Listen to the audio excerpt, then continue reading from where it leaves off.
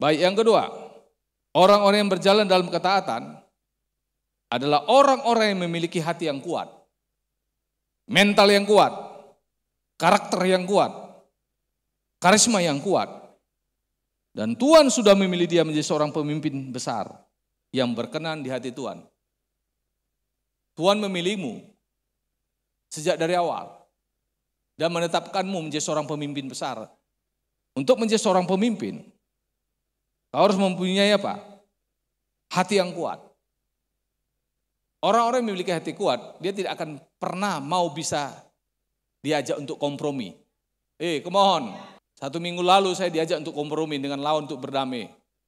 Bahkan dia katakan dia mau menyerahkan seberapa uang untuk ganti rugi. Saya bilang tidak ada, saya bilang.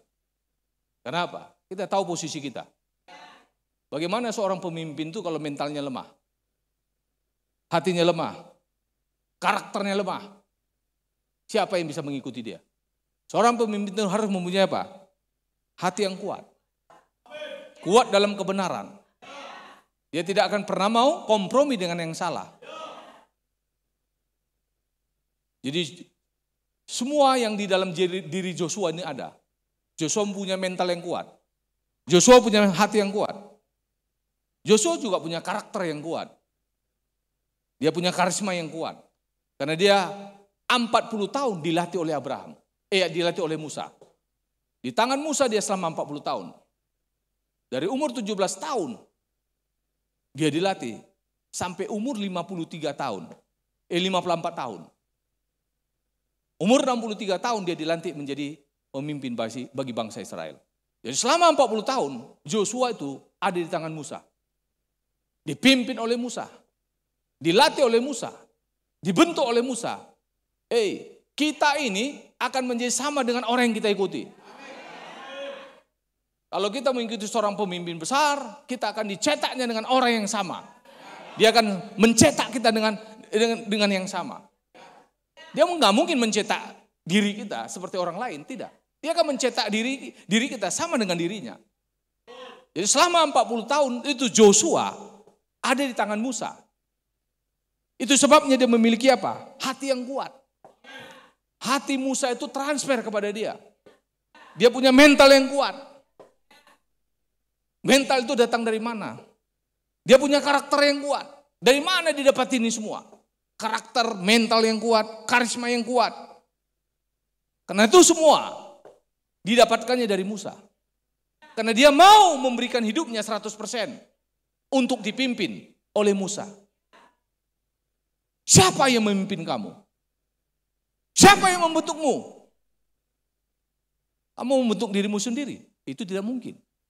Dunia yang akan membentukmu. Kalau kau salah, siapa yang negur kamu? Makanya orang-orang yang tidak bisa dipimpin, dia tidak akan pernah menjadi seorang pemimpin. Coba kita baca ayat 6. Joshua pasal 1. Kalau kamu menjadi seorang pemimpin, itulah panggilanmu, seorang pemimpin. Tapi untuk menjadi seorang pemimpin, kamu harus ada di tangan seseorang. Supaya apa? Mentalmu dibentuk, karaktermu dibentuk, hatimu dibentuk. Supaya kau menjadi seorang pemimpin yang besar. Haleluya. Ayat 6, mari kita katakan. Mari kita apa? Baca. 1, 2, 3. Kuatkan dan teguhkanlah hatimu. Sebab engkaulah yang akan memimpin bangsa ini. Memiliki negeri yang kujanjikan bersumpah kepada nenek moyang mereka. Untuk diberikan kepada mereka. Tuhan sudah memilih Joshua untuk menjadi pemimpin besar. Dia akan memimpin bangsa ini masuk kepada masa depan mereka. Masuk kepada negeri mereka. Kalau kita tanya, semua orang ingin jadi pemimpin. Bahkan sekarang berlomba orang menjadi wakil presiden. Ada yang kecewa karena nggak terpilih. Ada yang mengatakan, kenapa ini masih muda orangnya? Semua ingin jadi pemimpin. Persoalannya, udah memenuhi kriteria nggak dia? Kalau Tuhan sudah menampilkan kamu seorang pemimpin, nggak ada yang bisa menurunkan kamu. Karena Tuhan tahu apa yang ada dalam dirimu. Kita tidak bisa menjadi seorang pemimpin besar kalau tidak ada orang yang kita ikuti. Bagaimana kita memimpin diri kita sendiri? Bagaimana kita tahu bahwa apa yang kita kerjakan itu benar atau salah? Itu semua kelihatan ketika apa? Ada seorang pemimpin yang memimpin kita. Seorang pemimpin yang kuat, hatinya kuat, dia tidak membiarkan kalau pengikutnya melakukan yang salah. Dia langsung tegur, dia langsung hajar. Karena apa? Karena dia sedang dipersiapkan untuk satu tujuan. Jadi pemimpin itu bicara pengaruh. Apa yang dia milikinya. Dan juga dia mengarahkan orang-orang yang dipimpinnya untuk satu tujuan. Bukan tujuan yang buruk. Makanya orang-orang yang tidak bisa dipimpin oleh Tuhan, itu akan dibuang oleh Tuhan. Jadi jika Tuhan sudah memilihmu menjadi seorang pemimpin yang besar, jangan biarkan, garis bawah ini, jangan biarkan persoalan apapun, masalah apapun, gunung setinggi apapun, laut seluas apapun, yang menghalangi tujuanmu. Jangan. Ngerti? Paham yang kumaksud? Kalau Tuhan sudah tetapkan kau seorang pemimpin, jangan kau biarkan gunung setinggi apapun, laut seluas apapun, persoalan sebesar apapun, masalah sebesar apapun yang menghalangi tujuanmu. Jangan biarkan. Karena itu harus terjadi bagimu. Jadi Yosua itu bisa menjadi pemimpin besar, pemimpin yang hebat. Karena dia mau memberikan hidupnya 100%. Dipimpin oleh Musa. Dibentuk oleh Musa. Bukan waktu yang singkat, tapi waktunya 40 tahun. Banyak orang masih dipimpin 1-2 tahun hilang. Jadi apa dia? Belum jadi apa-apa. Tapi merasa sudah jadi sesuatu. Baru 2-3 tahun sudah sibuk entah kemana-mana. Sementara belum waktunya. Karena hanya seorang pemimpin yang tahu kapan waktunya. Kamu tahu? Ketika Raja Saul tidak mau dipimpin, langsung Tuhan membuang dia. Langsung Tuhan menolak dia. Coba kita lihat dulu, 1 Samuel 13. Jadi kita harus punya statement. Siapa yang kita ikuti? Siapa yang kita dengar? Ada tangan siapa kamu? Siapa yang membentuk hidupmu? Karena kita tidak bisa membentuk diri kita sendiri. Kita tidak bisa besar seorang diri. Ingat itu. Apalagi memimpin diri sendiri. Karena kalau memimpin diri sendiri semua dianggapnya benar tindakannya. Padahal tindakannya sudah menjauh menyimpang. Inilah Raja Saul. Ditolak Tuhan, kenapa? Karena dia tidak mau dipimpin. Orang kita lihat 1 Samuel 13, ayat 13 sampai 14. Sudah dapat? Kata Samuel kepada Saul, perbuatanmu itu bodoh. Engkau tidak mengikuti perintah Tuhan. Ada di kata situ kata perintah. Berarti harus mau dipimpin. Sebab orang yang dipimpin harus mau diperintah. Apa yang ditunggu orang kalau orang itu dipimpin? Apa yang ditunggunya? Perintah. Perintah yang ditunggunya. Apa yang diminta perwira Kapernaum itu dari Yesus? Perintah. Perintahkan saja, udah cukup. Jadi kalau orang itu mengerti soal kepemimpinan, dia hanya menunggu apa? Perintah. Siapa yang memerintah kamu? Siapa yang memimpin kamu?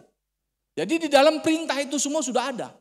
Kalau perwira itu minta hanya diperintah, itu yang ditunggunya dari Yesus, maka di dalam perintah itu semua sudah ada. Di dalam perintah itu ada perlindungan. Mengerti? Ada keselamatan. Ada kekuatan. Ada anugerah. Ada otoritas. Ada damai sejahtera. Ada sukacita, semua ada di dalam perintah itu. Dibungkus. Kalau kita buka bungkusan itu, kata perintah itu semua sudah ada di dalamnya. Jadi banyak orang tidak mau diperintah, tapi mau ingin supaya diberkati. Bagaimana mungkin berkat dia terima, perintah dia tolak? Itu tidak mungkin. Dengan kata perintah itu, kita tahu apa yang kita dapatkan nanti. Jadi kalau orang-orang hidup dalam ketaatan adalah orang-orang yang taat dengan perintah. Sebab itu yang ditunggu. Perintah. Jadi kalau orang itu tidak ada yang memerintah dia, berarti tidak ada yang memimpin dia. Tuhan tidak ada pada orang itu. Ingat itu. Apa yang dikatakan di sini lagi? Perbuatan itu bodoh. Engkau tidak mengikuti perintah Tuhan, Allahmu, yang diperintahkannya kepadamu. Sebab sedianya Tuhan mengkokohkan kerajaanmu atas orang Israel untuk selama-lamanya. Tetapi sekarang kerajaanmu tidak akan tetap. Tuhan telah memilih seorang yang berkenan di hatinya, dan Tuhan telah menunjuk dia menjadi raja atas umatnya, karena engkau tidak mengikuti apa yang diperintahkan Tuhan kepadamu. Jadi Saul ini tidak bisa dipimpin oleh Tuhan. Tuhan memimpin Saul lewat Samuel. Dia merasa, oh aku seorang raja, nggak perlu dipimpin. Siapapun kau harus perlu dipimpin. Ini bukan bicara kau raja, mau kau jadi gubernur, wali kota kau. Semua orang harus hidup dengan otoritas. Siapapun orangnya. Raja Saul tidak mau dipimpin, Tuhan tolak dia. Dan aku akan menggantikan kau. Karena masih ada Daud. Kalau Saul tidak bisa dipakai Tuhan, Tuhan masih ada punya orang lagi, Daud. Ingat yang aku katakan, kalau kamu tidak bisa dipimpin, diperintah, masih ada orang Tuhan. Jangan merasa besar kepala kau. Bukan hanya engkau satu-satunya orangnya Tuhan di bumi ini. Kau dikatakan orang Tuhan selama kau mau dipakainya. Tapi kalau kau tidak mau dipakainya, kau bukan disebut orang Tuhan lagi. Orang-orangan yang di sawah. Kita bisa disebut orangnya Tuhan selama kita ada di bawah otoritas. Siapapun orangnya harus dipimpin. Jadi di sini kita baca tadi bahwa apa? Bahwa Saul tidak mau dipimpin. Dia menolak perintah Tuhan. Akhirnya Tuhan menolak dia. Jadi orang yang tidak mau dipimpin Tuhan melalui sumber anugerahnya, dia akan dibuang Tuhan. Saul itu dibuang Tuhan. Jadi Lot ketika dia memisahkan dirinya dari Abraham, hidupnya bukan menjadi baik. Hidupnya menjadi tersesat, hidupnya hancur-hancuran, karena dia merasa bahwa dia bisa memimpin dirinya sendiri. Sangat berbahaya orang yang merasa dirinya bahwa dia bisa memimpin dirinya. Hati-hati. Saul kelasnya seorang raja loh. Kelasnya raja loh. Raja itu jabatannya sampai mati. Dan ada yang melanjutkan adalah keturunannya. Beda dengan presiden. Kalau presiden itu jabatannya hanya 5 tahun. Itu pun dipilih oleh rakyat. Kalau rakyat memilihnya lagi ya oke 2 periode. Sampai 2 periode. Tapi kalau rakyat tidak memilihnya ya sampai 1 periode. Tapi kalau raja itu bukan dipilih oleh rakyat. Raja itu dibentuk. Mengerti? Dibentuk. Kalau presiden itu dipilih. Itu berdasarkan demokrasi. Tapi kalau raja itu teokrasi. Berbicara tentang hierarki. Raja itu dibentuk. Itu sebabnya jabatan raja itu seumur hidup. Dia mangkat masih ada apanya? Masih ada keturunannya untuk melanjutkan kerajaannya. Elizabeth itu baru mati baru dia meletakkan apanya? Jabatannya. Sebelum dia mati, dia tidak meletakkan jabatannya. Begitulah Saul. Meskipun dia seorang raja, dia harus mau dipimpin. Orang-orang yang mau dipimpin adalah orang yang rendah hati. Jadi orang-orang yang nggak mau dipimpin adalah orang yang sombong. Tuhan tidak pernah bergaul intim dengan orang sombong. Masa depan tidak ada pada orang sombong. Tapi masa depan itu Tuhan berikan kepada orang yang rendah hati. Halo? Jadi orang-orang yang tidak mau dipimpin itu akan dibuang Tuhan. Jadi Lot itu tidak mau dipimpin. Dia membenarkan dirinya, tindakannya, bahwa dia membenarkan bahwa pergi ke Sodom dan Gomora adalah kebenaran bagi dia. Di situlah kehancuran dia. Berbeda dengan Joshua. Joshua terus mau dipimpin. Dari mulai umur 17 tahun dia mau dipimpin. Coba kita lihat Keluaran 33 ayat 11. Jadi selama 40 tahun Joshua dipimpin oleh Musa. Ayo kita baca. Keluaran 33 ayat 11. Supaya pandanganmu, perspektifmu berubah. Bahwa kalau Tuhan sudah memilihmu menjadi seorang pemimpin, itu bertanda apa? Kau mempunyai hati yang kuat. Mental yang kuat. Karakter yang kuat. Karisma yang kuat. Ngerti? Harus ada yang membentuk ini semua dalam dirimu. Halo. Come on. Harus ada orang yang membentuk ini. Supaya terbentuk mentalmu, karaktermu. Jadi belakang ini apapun yang saya himbau kepada kalian lewat WA, aturan-aturan ikuti itu. Sebab itu membentuk karaktermu, membentuk mentalmu. Supaya apa? Terbangun sesuatu yang tidak lazim, yang unusual, yang tidak biasa. terbentuk di dalam dirimu. Sebab itu tidak ada di luar. Dunia tidak pernah mampu memberikan sesuatu yang kau dapatkan ini. Sebab dunia itu dalam kendali setan.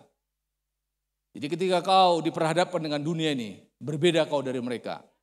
Karena ada terbentuk sesuatu hal yang tidak lazim. Ada satu kehidupan supernatural ada terbentuk di dalam dirimu. Haleluya. Sebabnya ketika kau diadu dengan orang dunia, kau tidak bisa dikalahkan orang dunia. Itulah yang dialami Sadrak, Mesak, dan Abednego. Mereka tidak bisa dikalahkan orang-orang pintar yang ada di Babel sana. Dikumpulkan seluruh Babel itu orang-orang yang berhikmat. Tidak ada mampu mereka bisa mengalahkan. Hikmat, kepintaran, pengetahuan yang ada dalam diri Daniel, Sadrak, Mesak, dan Abednego. Tuhan mau melakukan itu kepadamu. Yang penting kamu mau dipimpinnya. Coba kita lihat Keluaran 33 ayat 11. Dan Tuhan berbicara kepada Musa dengan berhadapan muka seperti seorang berbicara kepada temannya. Kemudian kembalilah ia ke perkemahan. Tetapi abdinya Yosua bin Nun, seorang yang masih muda, tidaklah meninggalkan kemah itu. Yosua masih muda begitu taatnya mengikuti Musa.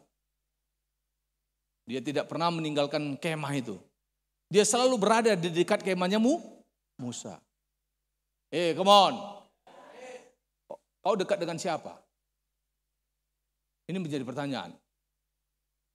Kalau kau dekat dengan seseorang, kau akan menjadi orang itu. Kedekatanmu dengan orang itu akan mengubah banyak hidupmu, membentuk hidupmu. Sebab otomatis pemikiran, persepsi atau karakter orang itu, mental orang itu apa? Akan transfer kepadamu. Joshua masih muda, dia sudah apa? Selalu dekat di kemahnya Musa. Artinya Joshua itu tidak mau apa? Tidak mau jauh dari apa? Musa. Dia selalu ada di dekat kemahnya Musa. Sebab dia tahu apa yang didapatkannya nanti. Kita tahu banyak orang ingin dekat dengan kita karena ada dicarinya sesuatu. Apalagi pada saat kau berhasil. Pasti banyak orang dekat dengan kau. Kalau kau belum berhasil, siapa yang mau dekat dengan kau? Itu manusia. Kalau kita manusia Allah, kita tidak seperti itu. Kita tahu siapa yang kita dekati. Kita dekat dengan orang itu karena orang itu memiliki sesuatu. Minimal kita mendapatkan kehidupan supernatural itu dari dia. Jadi Musa itu, Yosua itu selalu dekat di kemahnya Musa. Masih muda, dia mempunyai prinsip. Dia akan terus mengabdi kepada Musa. Tidak ada dia hitung-hitungan. Kalau orang menyumbang, dia mau ketika mau saran diterima bahwa menyumbang. Itu bukan manusia itu. Kalau kita ada di dimensi yang berbeda, hidup kita sudah berubah. Kalau kau dekat dengan orang-orang yang tidak memiliki kehidupan yang sama dengan kita, kau akan berubah. Otomatis kau jauh dari sumber anugerahmu. Maka disitulah timbul masalah. Duduk dengan siapa kamu? Belajar kau dengan Joshua. Joshua selalu dekat di kemah Musa. Maka dari situlah dia mendapatkan sesuatu. Sampai 40 tahun terpilihlah dia menjadi seorang pemimpin. Karena dia sudah mempunyai kesamaan, keserupaan dengan Musa. Maka ketika dia berbicara kepada bangsa Israel, seluruh bangsa Israel angkatan kedua dan ketiga itu, mereka mendengar seperti mereka mendengar Musa. Kesamaan itu ada, keserupaan itu ada. Jadi seorang pemimpin itu, dia membawa satu pengaruh. Pengaruh kepada yang positif. Dan mengarahkan banyak orang kepada tujuannya. Jadi kalau kamu dipanggil menjadi seorang pemimpin, miliki karakter yang kuat. Miliki mental yang kuat. Amin. Miliki karisma yang kuat. Miliki hati yang kuat. Kenapa? Seorang pemimpin pasti berhadapan dengan persoalan dan masalah. Nggak ada pemimpin yang mengatakan dia tidak punya masalah. Bohong itu semua.